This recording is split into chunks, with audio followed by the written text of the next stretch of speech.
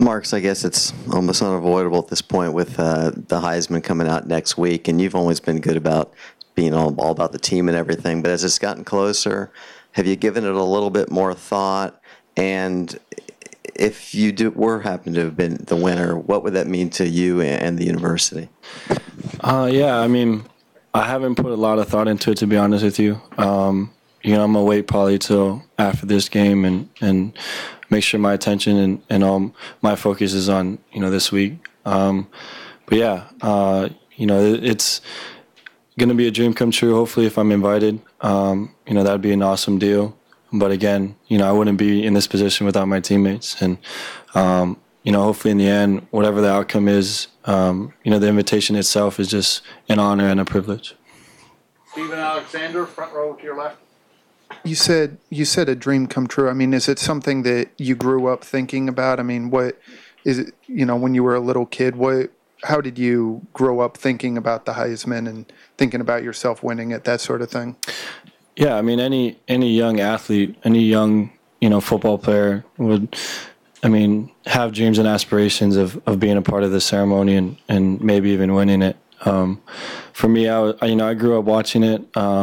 If it was on TV, the whole family would watch it. It's kind of a cool deal to see, really the best player in the country get recognized, and just kind of something. It's cool to see that he gets recognized for his hard work and what he's been able to accomplish. So yeah, I mean, for me, I really thought it was really dreamt about it. To say that I expected myself to be here, it would be a lie.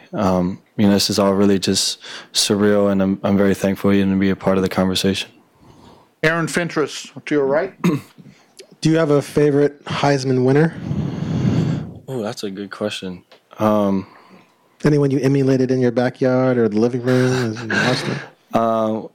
Well, I grew up, watching, the Trojans for so many years, and Matt Leinart was, fun to watch. And what he was able to do with that team, I mean, they played with two really Heisman Trophy winners with Reggie Bush. But, those guys were awesome to watch, and, to see them win it was pretty cool.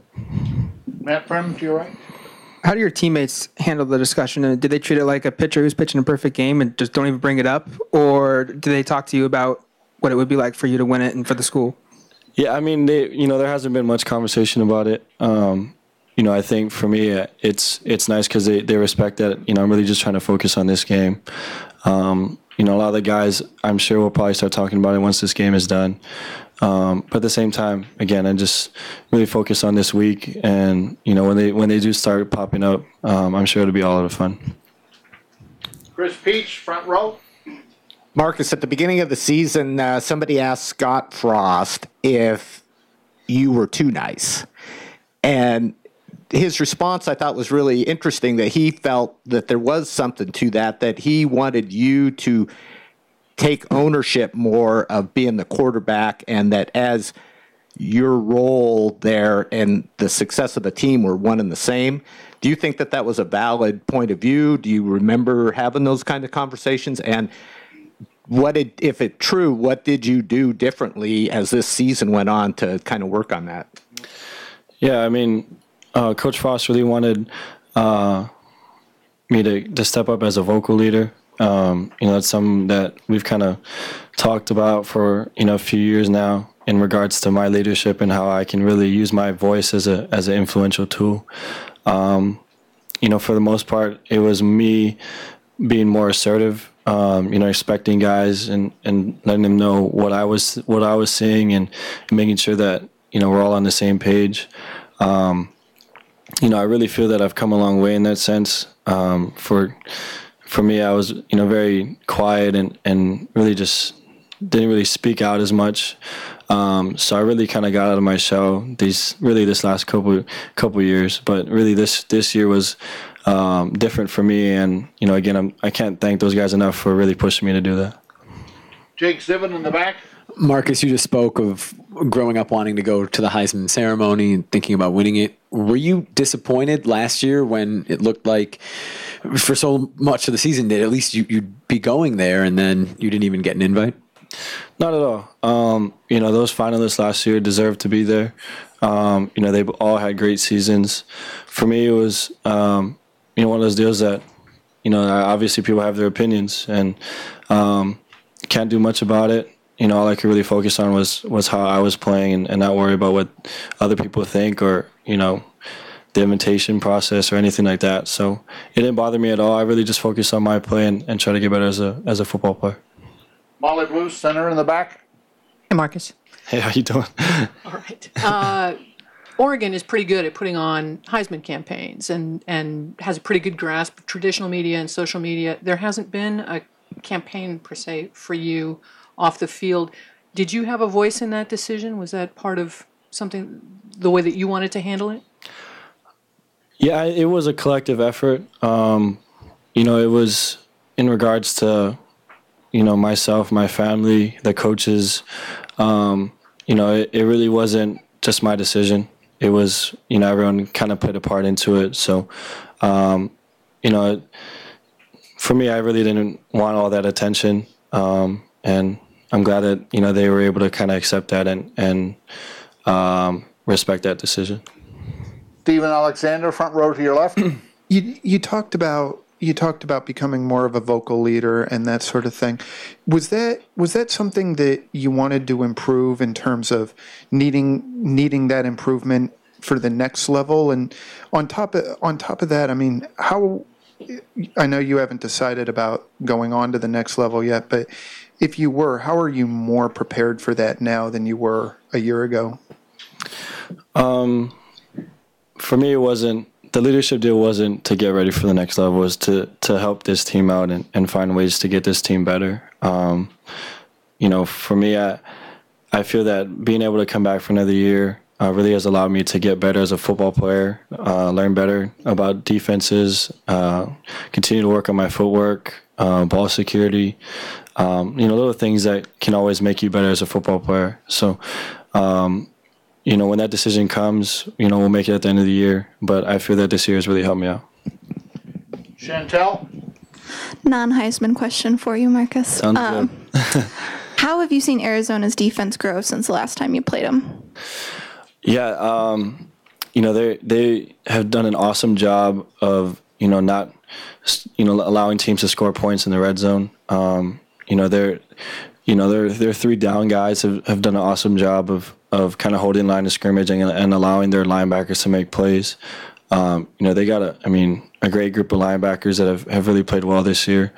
They're very aggressive and, they cover well. So, we're really going to have to be prepared for this. We've had a good couple of days and, we're looking forward to the challenge on Friday. Andrew? Is there anything unique about this defense, the system, or the people who run it, like the Scooby Wrights of the world, the Tevises? Is there anything unique about them, or are they just really good at what they do? You said it best. They're really good at what they do. They play very hard. They're a scrappy bunch that, finds ways to turn the ball over and get stops on defense. They really are just a stingy defense that, like you said, is really good at what they do. You spoke of kind of watching Matt Leinart growing up. I think you're tied with him with touchdowns, 99. Right? You may have passed him actually in the last game. Are there records that you've broken or set or milestones that even awe you? You don't seem like someone who really gets excited about those things, but is there one or two that you even thought, wow, that's pretty remarkable? No disrespect, but no, I really, honestly, I haven't. A lot of these records are milestones. I haven't really put much thought into it, and a lot of times you guys are the first ones to tell me that I broke it. So, no, it's okay. Yeah, it's again, I can't say enough about the guys inside the locker room. I wouldn't be where I am without those guys, and I hope that each record that's broken, people realize that it was a collective effort, not just me.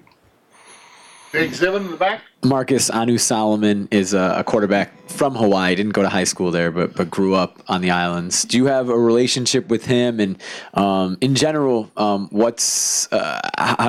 do you feel when you see another quarterback from Hawaii coming up being successful as a freshman? Yeah, I met Anu actually in Hawaii. He came, I think he was visiting family, and we were able to work out together. He came to my high school and threw routes and stuff like that.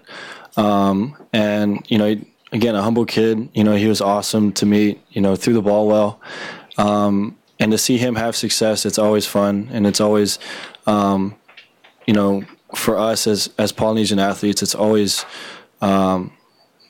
really just an awesome deal to see. I mean, this Polynesian culture takes a lot of pride in any athlete, any Polynesian athlete, and to see him do well, especially as a redshirt freshman, we're pretty proud of that. And as long as he continues his career, we hope the best for him and wish him the best.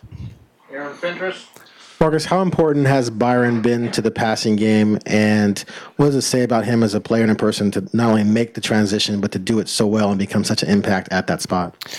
It's been pivotal. He's such a dynamic player, and for us, in the position that he plays, it allows us to get him the ball in space. And, with a guy like that who's very versatile in space, allows us to get a lot of, chunks of yards and really score points. And for him to make that transition says a lot about his character and what he feels about this team. And, very, very team-oriented guy, and, really just kind of happy to see him have success. I have time for a couple more questions, starting with Tyson. When you look back at your career a little bit, there are some of those kind of pivotal games over the last couple seasons, like the two Stanford ones, or maybe even Arizona last year. With as much that is riding on this game Friday, when you guys look back at it, how big is this third Arizona game for you guys? And just, I know you're not a guy who kind of talks about like legacy or sentimentality, but just what's this one mean for you with as much riding on it? It would just mean that we were able to accomplish, our team goals that we set for ourselves this year. And all in all, that's what you want to accomplish. And even through a little adversity in the beginning of the year with that loss, and now we have an opportunity to win the Pac-12 and to accomplish our goals. It's going to mean a lot to us as a team. And I think we're very focused. We've prepared well, and, we're excited for this one. Jake Ziven.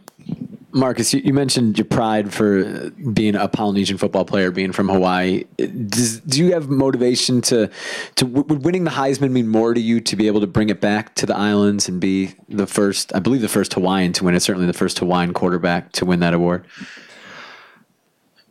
Yeah, I mean, it would, it's a great question. I think it would hopefully open up doors for a lot of younger kids to see that, a Polynesian kid can have the opportunity to be a part of the conversations and to be a part of the ceremonies. And, hopefully for me, it'll provide some motivation and really allow kids to see that they can take their opportunities and make the most of it. I think we started and we will end with Gary Horowitz. Thanks.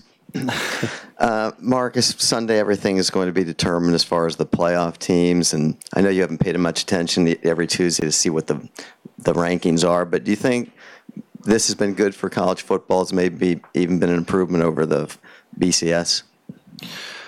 Yeah, I think it provides teams an opportunity to kind of have a second chance. It's going to provide hopefully a clearer picture of the best four teams in the country and giving them an opportunity to kind of determine who is the best team in the country. So, I think with anything that is created to kind of sort of say like the playoff, if they wanted to go to a bigger team playoff, I think you'll always have controversy because if you go to 8-team playoff, the 9 and 10 team will think that they deserve to be in. And I think no matter what, I think, as you transition from each one, it's an opportunity for teams to have that chance to be a part of the picture. And, I do think it's good for college football, and it's, going to be a lot of fun to see what happens. Thank you, Marcus. Thank you.